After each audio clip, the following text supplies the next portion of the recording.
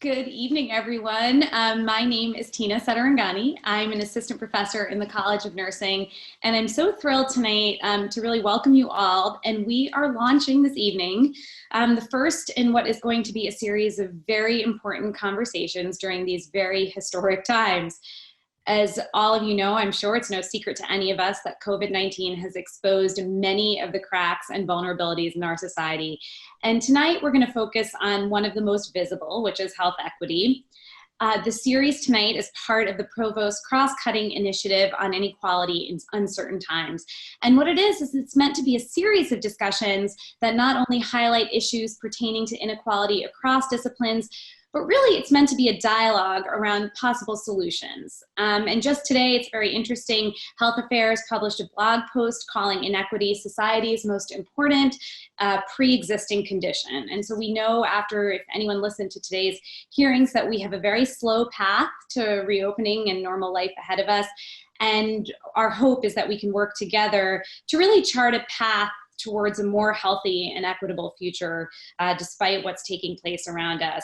And so fortunately tonight with us, we have two people who can speak to that. I'm thrilled to introduce our panelists, Dr. Caroline Dorsen and Dr. Vincent Guilamo-Ramos, two people who I know personally who are deeply committed to advancing the health of vulnerable, marginalized, and stigmatized populations.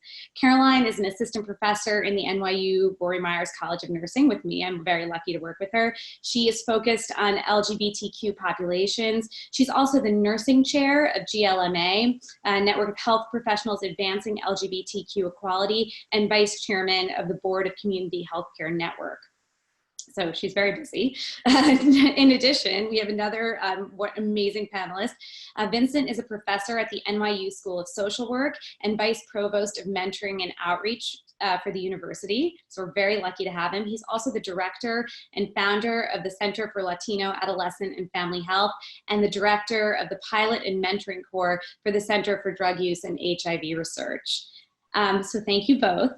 We are planning to discuss some key issues tonight that COVID-19 has brought to light and some of our best ideas for really what we think we need to do moving forward to address disparities. So as I said, our panelists are not only faculty members and advocates and leaders in their field. One thing I forgot to mention is they are also nurses, like me, and they are also just generally amazing people whose work is really driven by a commitment to improving the welfare of vulnerable populations. And so with that, I thought we would start off today, guys, just by talking about for 1 second, I think it's important for everyone and all those listening to understand how and why you fell in love with your area of scholarship. So Vincent, why don't we start with you? Sure. So I think I just want to start by saying that it's a pleasure to do this tonight. Thank you, Carolyn, for the invitation. And Tina, thank you very much for also agreeing to moderate our discussion. I'm hopeful that this evening that we can sort of keep it pretty informal, and I don't have many opportunities to share with people a little bit more about sort of who I am as a person, Vincent. And so I think this is a really special experience for me. So Tina, to answer your question, you know, I was born and spent my childhood in the South Bronx, and my mother was from Puerto Rico, and my father was from the Dominican Republic. And so those experiences of growing up close to Yankee Stadium and sort of what that life in the South Bronx was, in many ways still is, it really shaped kind of my commitment to wanting to have a career that focused on health disparities and social welfare disparities for young people and for their families. And so for probably certainly 2 decades since I've been a faculty member, but even prior to that, prior to my career in academia, I have spent kind of my life, and probably the rest of my life, has been focused on trying to support families in vulnerable situations. And so I can talk more about that, but I think that a lot of what sort of guides my work is sort of my position and relationship to my community, my commitments to my community, and sort of this inner drive that I have to want to make things better for the populations that I care so deeply about. Yeah, and I think we're definitely going to spend a little time today talking about how our commitment to our communities is going to be key to really making sure that we get a handle on what's taking place all around us. So thank you. Caroline, what about you? So I want to echo what Vincent said and just thank you both for being here. It's such a pleasure to be with people that I like and respect so much. And I also want to take a minute just to express my gratitude to NYU. I'm really thrilled to work in a place that not only tolerates conversations like this, but actually encourages conversations like this around issues that can sometimes be hard to talk about. So Vincent, I'm also a native New Yorker. I grew up in Greenwich Village in the Upper West Side, and I grew up in this super political family. My family, my father was a civil rights attorney, and we had this sort of family motto where we said, an infringement of anyone's rights is an infringement of everyone's rights. And that was said so often in my home that it really became the backdrop to the way that I thought about everything in my life. So when I discovered that my passion was in healthcare, I really came at it from this very social justice perspective.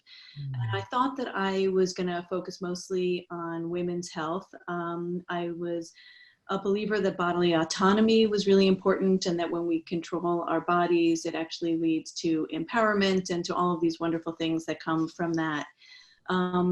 But I graduated from Berkeley, where I went to school in the early 90s, and I went to work in San Francisco doing HIV testing. And of course, that was the height of the AIDS epidemic in that area. And my job as this young 22-year-old right out of school was to give HIV positive results to many people who were my same age, who then suffered greatly, and many of whom died. And that really set the stage for the type of career that I was going to have going forward. My commitment to working in the LGBTQ community was set. My commitment to continuing to think about social justice and to think about inequality was set. And here I am today, still doing that work 20 plus years later. I'm sorry, Tina, but it's interesting, Carolyn, because I didn't know you, and we certainly didn't coordinate this. But in 1991, I worked at Bellevue Hospital, and I worked in the ambulatory care department on the second floor, providing HIV testing to people in ambulatory care. I didn't know either that I would pursue this path that I'm on, but I knew that that experience, it shaped my thinking about what we're talking about today, Tina, because the people that came in, much like yourself, Carolyn, they, you know, what you described, they were clearly clustered. There were patterns to what I was experiencing and seeing, and it sort of raised questions in my head. And at that time, I was 21 years old. I had just finished college, and I wasn't sure what my path would be, but I was seeing some things at Bellevue that were pretty alarming to me. I'm actually interested, before I move on to my next question, to actually ask you, at what point, because maybe there's some people who, you know, don't know what their next step is, at what point did you realize that when you were working at Bellevue or elsewhere, that it wasn't, that the system was broken, that you needed to go do something beyond this and to have something that would allow you to have sort of a big impact and fix sort of the bigger picture things? Just curious about that. If there was an aha moment, lack of a better word. So I think for me, Tina, it's sort of interesting, because I think as a child, I not to sort of get too serious on our, you know, in our conversation tonight, but as a child, I kind of knew the system was broken. I mean, I remember being in the South Bronx, and I remember, sort of a very honest disclosure, personal. I remember taking school buses down into the city to go to a museum, and I would sort of look out the window, and I sort of had these fantasies about what people's lives were like. And, you know, it's interesting, I now live in some of the neighborhoods, you know, where I currently live are some of the places that the school bus would pass. And I used to think that people that lived there, you know, were so happy, the streets were so beautiful, they were so fortunate, because it was so different than, you know, the place where I lived as a child. And so I think even at that early age, I was aware that something was needed to be fixed. There was a difference there. I think certainly my path professionally, I think I met critical people along the way that instilled a sort of language and a sort of professional pathway to help me to think about what my next step might be.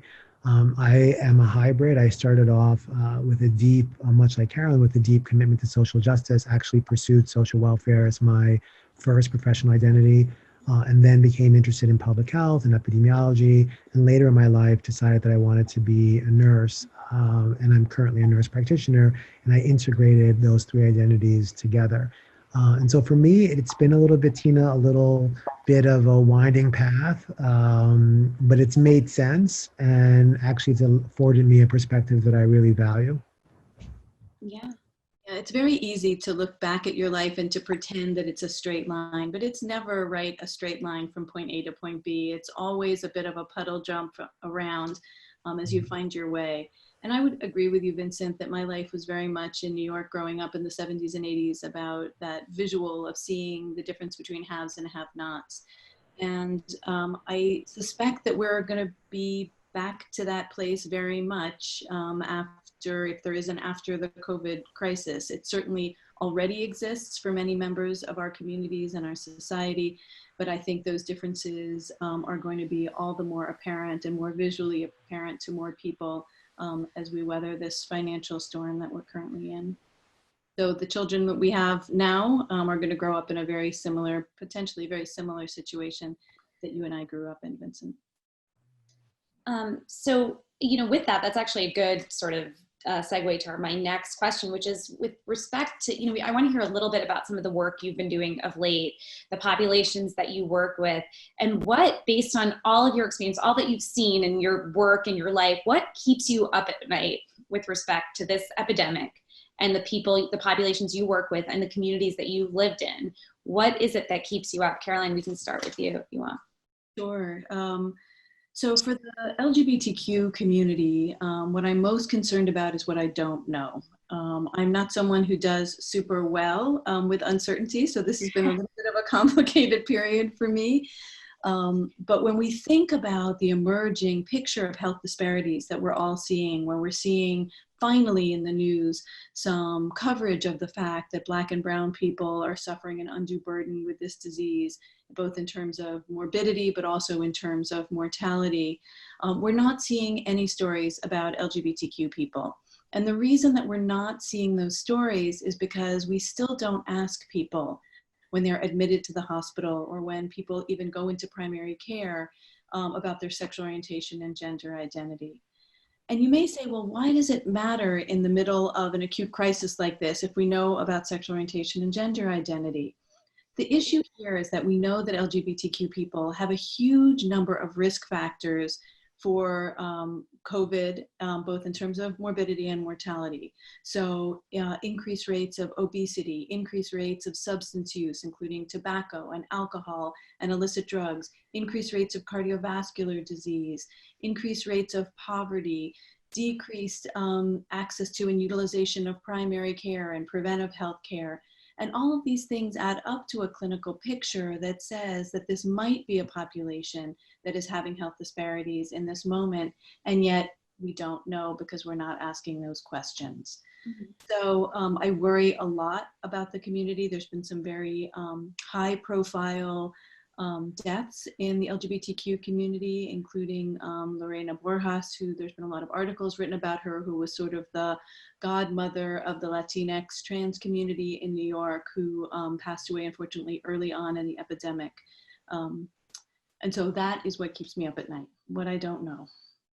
Yeah. Can you actually talk about her a little bit more? Just a little, and what, because I don't know that everyone knows that. Sure, and I encourage everyone, there was an incredible op-ed written about her in the New York Times and another one in the Washington Post, and there's been a lot of articles. She was a Mexican transgender woman who came to New York, I believe in the 70s, it may have been the 80s, forgive me that I don't know that detail. And again, nothing that I'm saying is anything that hasn't been printed before. I want to be really clear about that. And she was a vocal sex worker. She was a vocal person who had had substance use problems, and she became someone who was able to succeed in the traditional ways in American life and become really a role model and inspiration to a number of other transgender women, especially in Queens. And she ended up working in community health for a number of years, doing safe sex education, doing harm reduction around substance use, and her loss is just a gigantic loss for especially the Latinx community in New York. Yeah, I mean, at this point, I think one of the biggest things we need for vulnerable communities is advocates and people who understand them and vocal advocates. And so I can imagine that the loss of her life is devastating beyond words to that entire community. Vincent, what about you? What keeps you up with respect to the populations you care for and work with?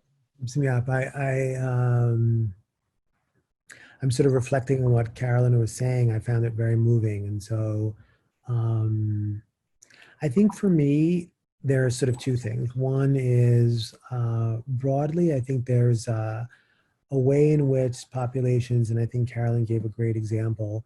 My example might be the Latino community broadly, or maybe adolescents and young people broadly. How populations experience disparity, and that oftentimes those disparities are largely invisible, or they wind up being groups that are left behind. And so I'm often in a position where I'm trying to walk a delicate balance between raising an issue up and trying to make an important, palpable, the so what question: why should people care?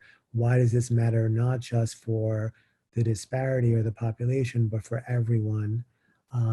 And also trying not to split things in ways that are counterproductive. And what I mean by that, Tina, is, one community against another, but really thinking about ways that there's synergy in sort of both telling the story about a particular group and also making connections, commonalities between groups that are experiencing similar things. And so I guess one thing is that the disparity will be invisible, that nobody will care, nobody will know, that it just won't be something that garners a lot of attention.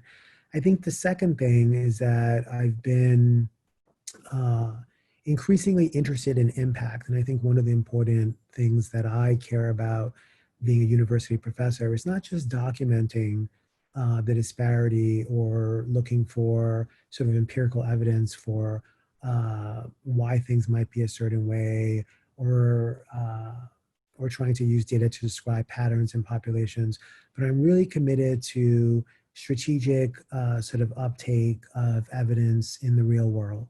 And how do we use our roles as sort of trusted, smart thinkers, folks that maybe bring a unique perspective to solving some of the problems that we encounter. And that is something I feel, Tina and Carolyn, really passionate about, and I probably spend the most time kind of in my head thinking, what can we do that is a solution to a problem versus just identifying the problem. It's interesting. When this whole epidemic started, people often wonder what it is I do for a living, and they're sort of like, you're a nurse, but you're not in the hospital. No, I'm not right now. I do a lot of work with older adults in diverse communities and adult day centers and community-based programs, and I also do a lot of work around health systems. And so somebody said, well, what does that mean? What is health systems? And when this whole epidemic started, I said, well, you're about to sadly find out in terms of that. And one of the things I think we all really like to do is take our perspective, our lens, which we talked about based on our experiences both personally and professionally, and combine that with our sort of scholarship and innovative thinking to really not just collect data, as you said, Vincent, but really use that data to enable change and improvement for some of these groups who otherwise may not have a voice and may be overlooked. And so these issues, I think if there is something good, and correct me if I'm wrong, that comes out of this, is that people are finally interested in this topic. I think that many of us have been working on for so long. So around 6 weeks ago, or I guess almost 8 weeks ago, I was on a call with you, Caroline, and several others in the College of Nursing. And one of the things you said was, well, it turns out that COVID-19 isn't the great equalizer after all. What did you mean by that? So early on in the epidemic, before it was even called a pandemic, this was this really common thing that people said, is that this is going to be a great equalizer. Cuomo tweeted it, Madonna said it in one of those sort of weird videos that she did early on, right, in the epidemic. And it was well-intentioned. What they were trying to say is that this is a virus and that anyone that is human with a body can be infected with a virus. And in that way, this is an equalizing experience for all of us. And the idea of saying that is they were really trying to get at a public health perspective. They were trying to say, because this is all of us, we all have to care for ourselves and we all have to care for each other. The problem, of course, with that statement is that the burden of disease is not being shared equally. And those of us who work in this world are not surprised to hear that there's been disproportionate impact of COVID-19 morbidity and mortality on certain groups over other groups. So when those first news reports came out 6 weeks ago or so ago about the number, especially of Black people in New York and other major cities, Detroit, Chicago, New Orleans, who were being diagnosed with COVID and dying of COVID, suddenly there was this great cultural moment where everyone said, how could this be? This is a virus. We should all be sharing this burden equally.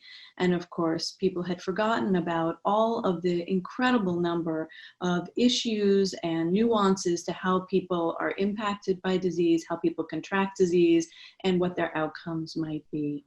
So this has not been an equalizer because people weren't thinking about poverty and people weren't thinking about privilege and people weren't thinking about access to care and they weren't thinking about quality of care. And so unfortunately, this is where we are. And if there is a silver lining to it, I would say that this has been an incredible wake-up call for many of us who work in healthcare and many of us who do not work in healthcare. You know, it's interesting. It's really easy, and I think it's something I try to be careful of, that for those of us who do this work all day long, disparities work, it's easy for us to really roll our eyes and say, how did everyone not see this coming, right? And when our system is broken to begin with. But given what you're talking about, now that we've had this wake-up call, and there seems to be a growing interest in this issue among the general public, what do you guys think? How can we sort of capitalize on this momentum and move our work and move policy forward that generates, you know, more equitable outcomes for people in vulnerable groups? Vincent, I don't know if you want to take that one first. It's not an easy question. I guess I would add two things, you know, Tina, to the discussion, and Carolyn. You know, for me, one of the things that I really have appreciated in public health and also in social welfare and in nursing is a sort of deep understanding that there is a social creation of risk and, you know, sort of health disparities and social welfare disparities. And that oftentimes, you know, when we think about our responses, we spend a lot of time talking about, you know, what individuals are doing. And so are they social distancing? Are they washing their hands?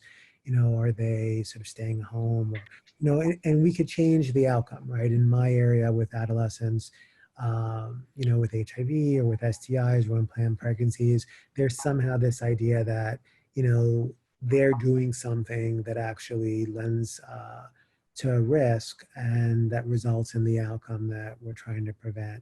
And I think over time, you know, I have come to understand that, I think many of us that work in this sort of in these fields understand that there is a context in which those outcomes occur.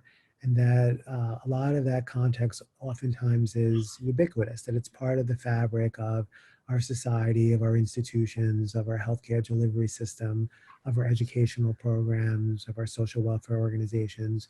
And so we don't see that those individuals, those communities, those families, that they are interacting with systems that may respond differentially. And that structured response, whether it be in policy or in programs, in geography, in the physical structure, you know, of, you know, where they are and, you know, all different aspects of their lives, that creates the disparity. And so for me, Tina, I guess what I'm getting at is that even with COVID, after 20 plus years of being sort of public health, social welfare, nursing, I was pretty surprised at how much it elucidated sort of historical sort of disparities. And I think it really made a lot of things clear that I think for many people, haven't been clear. You know, one day you were somebody who was undocumented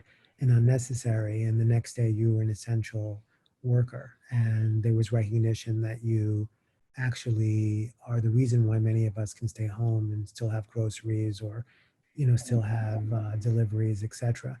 And so I think that's part of it. It's sort of really thinking about this ubiquitous structure and trying to figure out how we all create these outcomes that are so disparate for the people that we're talking about today. In terms of solutions, I think that solutions need to be at different levels of, our society and our context.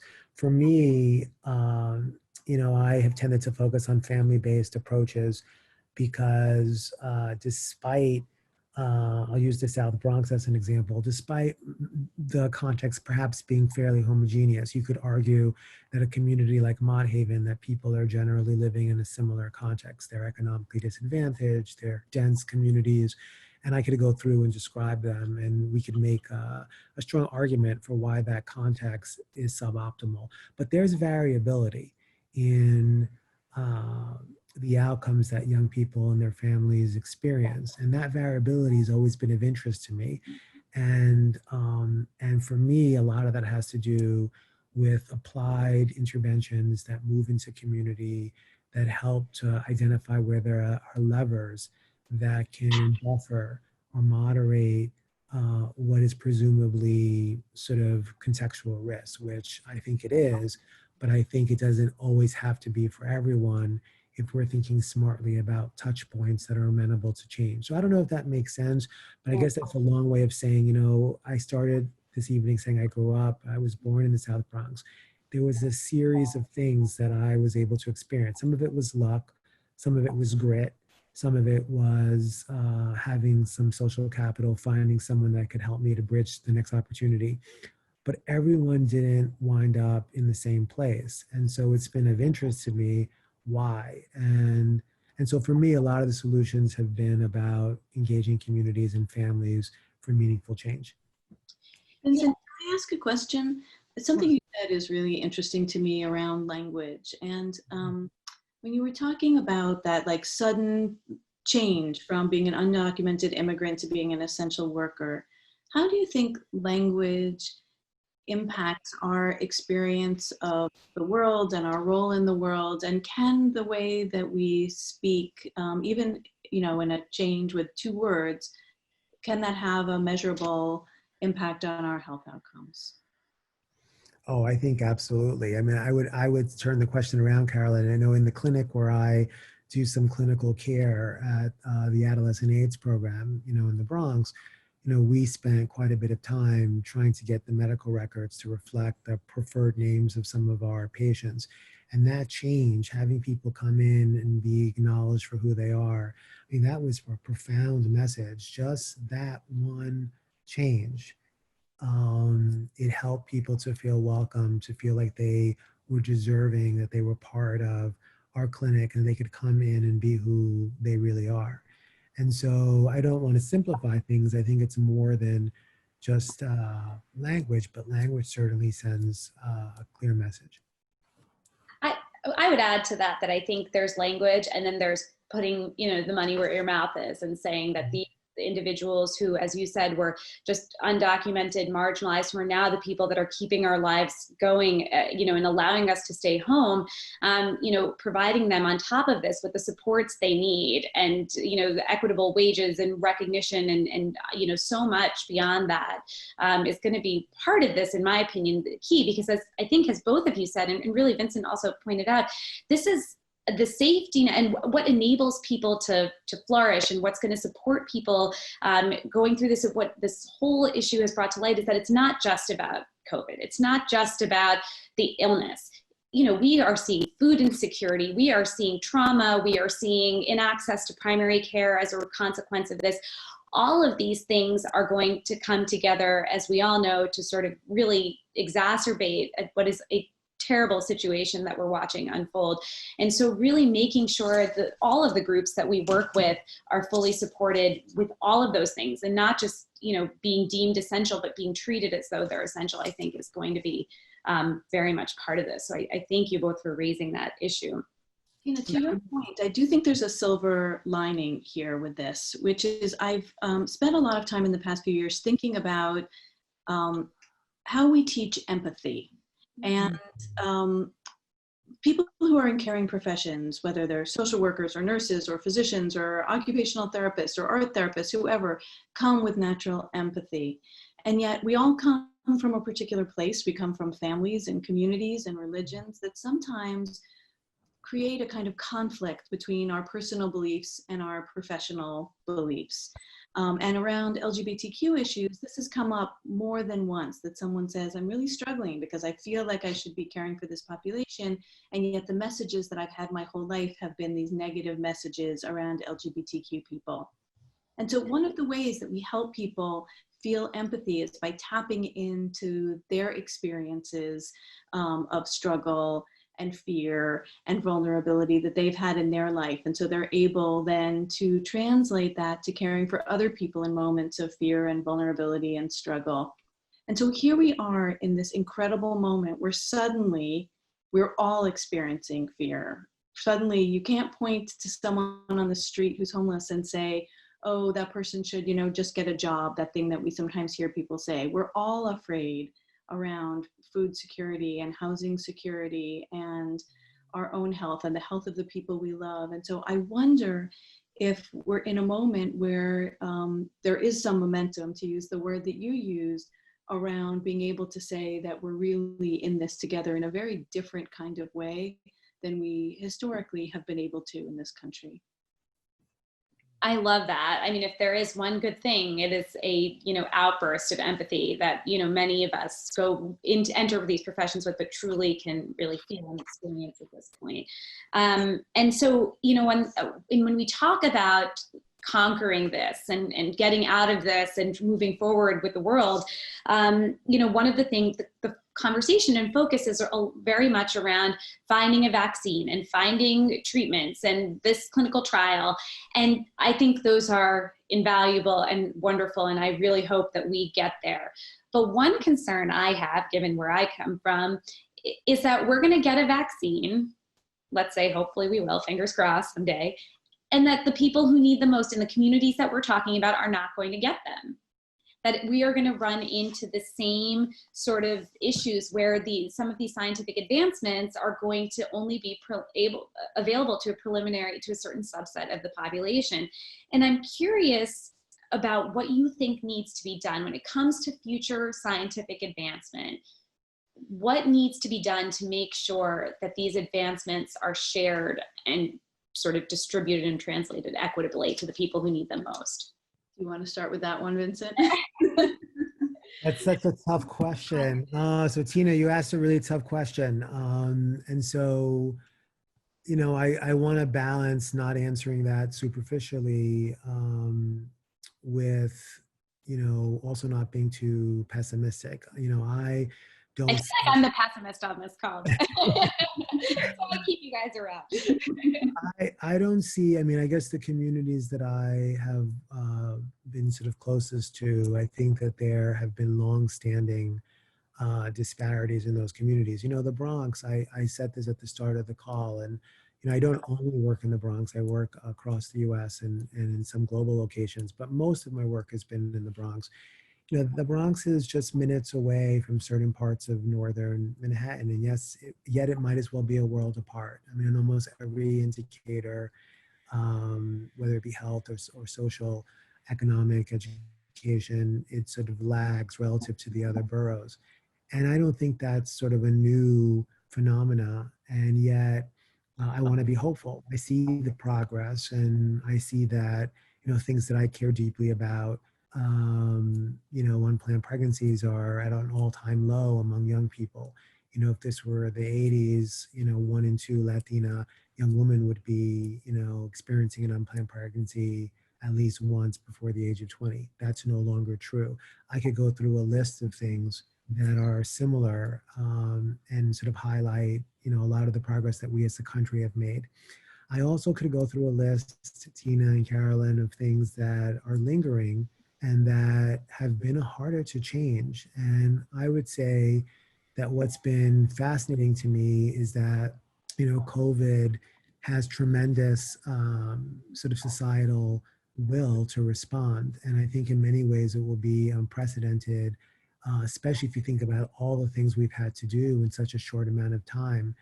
I guess my wish would be, and this is the part that's maybe a little unrealistic, is that we could focus that same level of attention on ensuring that, the disparities in our society could be addressed.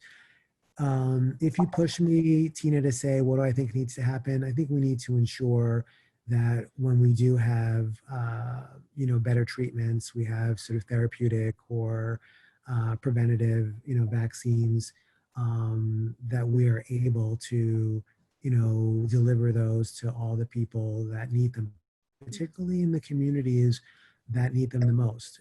The truth is we can have a targeted universalism, because it's not the case that the same level of intervention is going to be required in every single setting. And so I think we know in our city, there are certain neighborhoods, certain communities that are going to require more. I think we need to plan for that. And I think that that's something that we should and hopefully have learned from this COVID experience. So I don't know if that answers the question, but I want to be somewhat positive, but also honest and candid. Caroline, anything to add to that?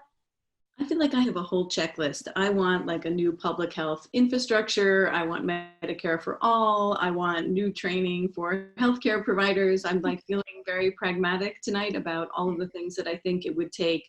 But I really echo what you're saying, Vincent, and that I see this as really a two-pronged issue. And on one hand are all of the structural issues, and on the other hand are some of the more individual and community-based issues that we need to be thinking about.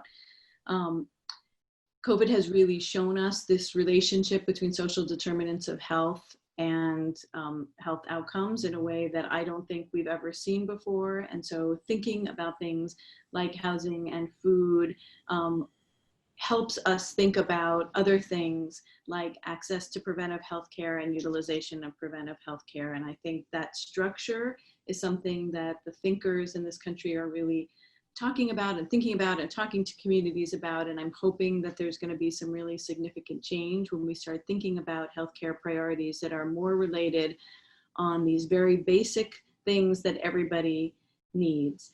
I also think that we have an issue with bias in this country, and we have an issue on the flip side of that with medical mistrust in this country. And it's funny to think about what uptake of a vaccine would take, because on one hand, I think about communities that tend to be lower socioeconomic status. I think about LGBTQ people, and I think about some of the special issues in those communities in terms of reaching people, in terms of affordability, in terms of utilization that are different than some of the issues that we might see for people who are part of the anti-vaccine movement, for example. And I do think that we're going to have an issue in this country where we need to think about how to help people feel more confident that they're getting real information, that they're getting factual information, that science is actually on the side of the people and is not a tool of some sort of political agenda.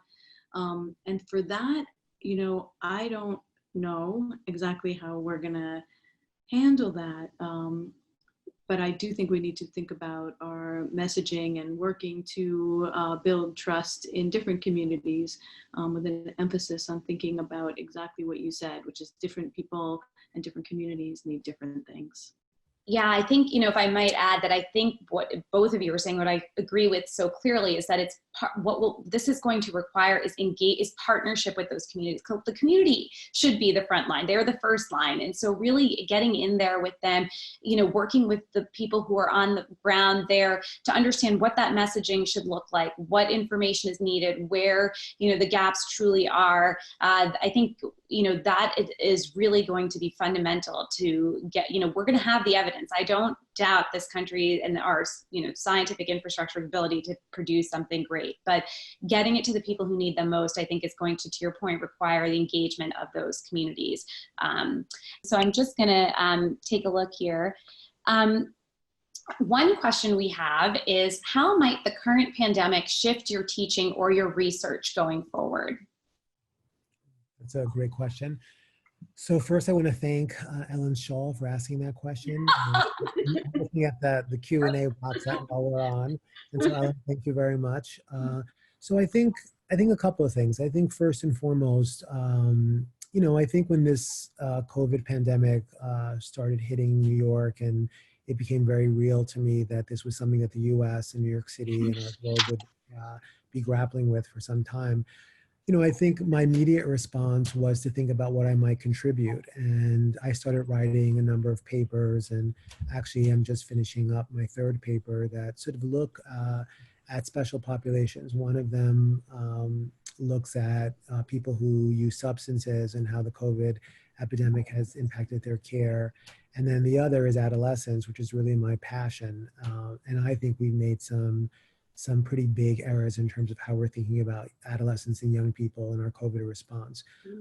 In addition, I'll share this with Tina and also with Carolyn. I've written a great paper on the role of nurses in sort of pandemic preparedness, and really making some comparisons between COVID and HIV, Ebola, Zika, and H1N1, and really showing that the largest segment of our public health workforce, which is nurses, close to 4 million, unbeknownst to many people, the vast majority of healthcare across the globe is actually delivered by nurses. And so I think that I've been much more sort of proud in that identity, and trying to have my research sort of link what I did and what I've done with what's really facing us now.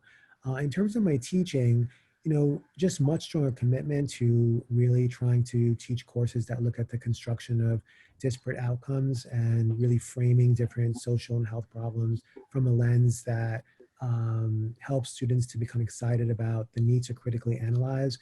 I have, like many, have been sort of concerned about New York City. It's my home, it's where I was born, and also my university, NYU, which I care deeply about. And I would say that I think COVID, if this is fair, presents us with an opportunity to try to really pivot to that there are some really important opportunities for students, for faculty, for all of us to really see New York as sort of a laboratory, an epicenter of where we can try to understand what's happening with COVID, but for me, more importantly, how we make sense of these disparities. And so when I talk to students, I feel like they're very excited. All of their final projects this semester, they all pivoted to COVID. It was amazing. And they did such a nice job in one of the courses that I was teaching. And I was really surprised that planted a seed, Ellen, in my mind, that the students are interested in being part of the solution and want guidance and support, and thinking through how they can use their professional identities to respond. It's interesting that you say that, Vincent, because I agree that somehow the line between teacher and student has changed, that boundary in some way because of this. There is a more of a community feeling that we're in this together in a very different way than I've experienced before. And I have found it actually very affirming and exciting to be teaching in this time. And of course, there's all of the struggles with new technology. But as we've talked collectively about how this is going to change the way we teach, one of the things that people keep saying is that this just increases the access to this type of education for people who might not be able to get it otherwise. And in particular, I'm thinking about people with disabilities in New York who struggle with going back and forth from home environment, perhaps, to school environment. And that's been a really exciting change to think about in terms of student accessibility. I would say for me, I also feel this incredible pride in being a nurse, and it is the 200th anniversary of Florence Nightingale today. So it's this kind of interesting day to be having this talk. But this has certainly changed my clinical practice very acutely. For the past decade, I've been providing primary care and GYN care in homeless shelters in New York City. And as this happened, I switched my practice for a whole bunch of reasons to doing COVID surveillance and to be doing more work remotely. And there's been a part of me that's really felt like I'm part of something, and that's been really important. And there's also been a part of me that's really grieved and felt the loss of the clinical practice that I had. And so I've been thinking a lot about that over the past number of weeks. Caroline, I actually want to ask you, somebody raised a very interesting question on the idea of being a frontline staff member. And they asked specifically, how would you respond to frontline staff nurses who have voiced ethical or moral distress over what they may have perceived as an uneven allocation of resources in the clinical arena? Yeah, this has been a huge issue. There's been some really interesting articles and advocacy work around people who have been terminated for speaking out around unequal distribution of protective gear and so on, and unequal treatment of patients. And I think this has brought, again, shine a light. The pandemic has shone a light on something that's been around for a long time, an issue that's been around in healthcare for years. We have incredible evidence around, for example, the impact of bias and prejudice on health outcomes among African Americans and West Indian people in this country. But now we're just seeing it in this new light and on the TV every night. So I encourage people to speak up when things are not just. And I think that that's our collective responsibility as health professionals who care for communities and who work in this beautiful, diverse country that we work in. Yeah, you know, and I want to make sure, and I apologize if I'm being rushed, but I really want to get to, there's so many amazing questions that our audience members have posed. And so one of them, an issue that keeps coming up is a question around health insurance. And so, you know, people get employer-based benefits, including health insurance. What's sort of their role in all of this? And then another question on the insurance front, and was sort of like, you know, what about the people, the middle income individuals, perhaps those who are ineligible for government sponsored program like Medicaid, but cannot afford health insurance and do not receive it through their employer? I mean, those individuals are going to be adversely affected. So what do you say in response to the needs of those groups?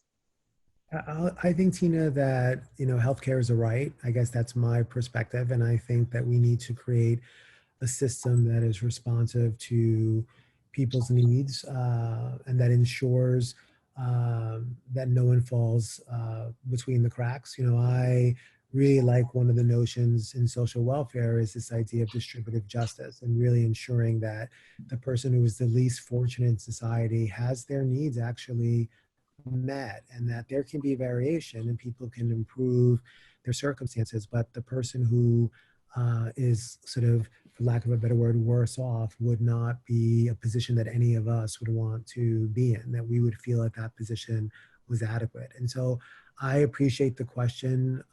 You know, it sounds like Flor de Maria sent the question.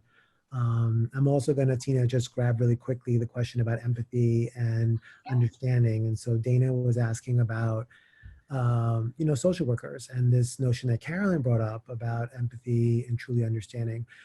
You know, I guess how I would answer the question, Dana, is that, you know, oftentimes people wonder, well, what do social workers really do? And I think there's a misperception when you watch TV. I think the public image of social workers is oftentimes incorrect. But I do think one piece of what I think the training in social work school is about is that, you know, there are many professions that deal with technical skills, and then there are professions that deal with interpersonal skills. And I think social work deals with both, but I think that social work is very heavy on interpersonal skills. And so I think that empathy, truly trying to understand, placing oneself in the position of others, critically reflecting, getting in touch with what that means, I think those are things that can be taught and that are part of, for example, MSW training. And so, you know, I would say that moving forward, I would hope that, you know, as we think about some of the changes and reflecting on Grace's question about language, that we can keep that perspective alive, you know, and what Dana's asking about empathy and community and trying to remember that one day somebody could be undocumented and the next day they could be an essential worker, that we won't forget and that we will be able to really rethink, sort of how we've constructed whatever our understanding of our society is. One of the other questions, and Caroline, maybe this would be a good one for you. I'm getting asked this a lot in terms of innovative solutions to really making sure that people are getting access to the health care they need. Telehealth is increasingly coming up in conversations now. And what are your thoughts in terms of telehealth as being a viable option now and moving forward in terms of getting care, delivering care, and meeting the needs of some underserved communities? Yeah, I mean, it's a great question. And telehealth, we've been trying to incorporate telehealth into our community healthcare networks for a long time, and we've been unable to, in part because we've had some struggles with reimbursement. We haven't had insurance and Medicare and Medicaid who would reimburse telehealth visits. And so suddenly that barrier is gone, right? Suddenly everyone's being reimbursed for these visits. And so there's like this naturalistic experiment that's happening to see if telehealth is effective and for what types of issues it is effective and for what types of issues it's not effective. I think it's a great tool. I'm really excited about it, especially again for people who don't have the time or ability to go in to see their healthcare provider. From the provider side, we're seeing things like less missed appointments with telehealth, so people are actually engaging in care in a different way. But I do think that there's an issue around, again, this issue of haves and have-nots with telehealth. And one of the things that we're struggling a lot with in the community healthcare space is thinking about people who don't have access to video capability. So if you only have a flip phone and a telephone, you don't have a laptop, a tablet, a smartphone, and you can't do a video visit, there's a possibility that after COVID, that's actually not going to be covered by insurance, and that's not going to be considered a video visit as we're talking about it. And that's a really problematic issue. So again, we may end up unintentionally showing again that division that we have in our society between haves and have-nots. It's interesting, and I do a lot of work in the older adult community, and New York City is giving out tablets to seniors, to older adults to use to help them connect, and hopefully with also the training in how to use them. But that is a huge point. Virtual is great, assuming it can get to you. Another question that's come up in different ways in our chat box is around this issue of stress and trauma, not just both for the providers and what should be done for the PTSD that's going to result for people on the front lines, but also the impact of stress on health. We talk about this phenomenon of weathering and what this accumulation of stress over time does to people's health. So perhaps one of you could speak to what we should be doing to support the needs of the mental health needs of frontline workers, but also the mental health needs of the population going forward as we're in such an era of uncertainty and anxiety. Do you want to start, Carolyn, or do you want me to go? You. Okay. So I think, so Tina, great question. I'm not sure who asked, but a really, really important question. I guess, mental health and behavioral health broadly has been something that has not sort of gotten adequate attention. I think we've tended to minimize sort of behavioral health in our healthcare delivery system. There's an opportunity with COVID to actually rethink that. It's pretty clear that there are clearly sort of mental health manifestations of what we're seeing. I think one thing that will be important is to really separate out what is a normal response to a really abnormal situation. And a normal response can be a disturbance in mood, in conduct, but it doesn't require necessarily specialized treatment. It can be more supportive, and as we resume some kind of new normal, I think we would expect that that response would maybe start to take form in a way that allows people to move forward in terms of reaching their full potential and, carrying on with their lives. There are going to be, a significant number of people who will experience, psychiatric disorders, and those disorders will need specialized treatments. And I think that one of the populations that's been most troublesome in my mind, or that's weighed most heavily, is that I've seen on the news with all of the reports of healthcare providers are frontline responders. I mean, there have been people on the news that have been so traumatized, and they really shouldn't be on the news, in my view, because it's almost like we're experiencing through their articulation of the story of what's happening, their trauma. And I would say that we need to start thinking about how we're going to respond and how we're going to, have adequate mental health professionals. Again, I'll give a plug to my colleagues in, the profession of social work. I think people don't typically think of social workers as being sort of frontline behavioral health professionals, but actually social workers are the largest segment of the behavioral health workforce. And so I'm thinking about, colleagues of mine like Michael Lindsay at McSilver at the Silver School, who work so much on issues of suicide and who are really thinking about family-based approaches or school-based initiatives. I think we're going to need a lot more of that. And I think it's going to be a time when hopefully there'll be interdisciplinary work that will bring us together in ways that we can complement one another's efforts to try to respond. I just got warning, your time is over, but I want to just thank you so much, Vincent, for that answer. And just add to that, I really hope that this is going to herald in a new age of removing stigma from mental health problems. And I think integrating mental health, behavioral health into not just primary care and acute care medical environments, but really to think about, someone asked the question about workspace and being able to integrate issues around mental health and wellness into all aspects of our life by removing the stigma around all of this is going to be an essential part of all of our health and well-being going forward, but also it could be a really beautiful cultural shift for us as we continue on. Yeah. And I want to just add, if we take away anything from this, let's channel that empathy that Caroline talked about that will come from this into helping one another get through this and helping those who perhaps need to have their voices heard a little bit louder. So I want to thank you again for joining us, everyone who did. I want to thank you guys for having me. Caroline, Vincent, thank you so much for sharing your incredible insights on all of this. I know there were questions we didn't get to, so I hope this conversation continues for that reason. So thank you all so much, and let's keep the conversation going. Be well, everyone. Thank you.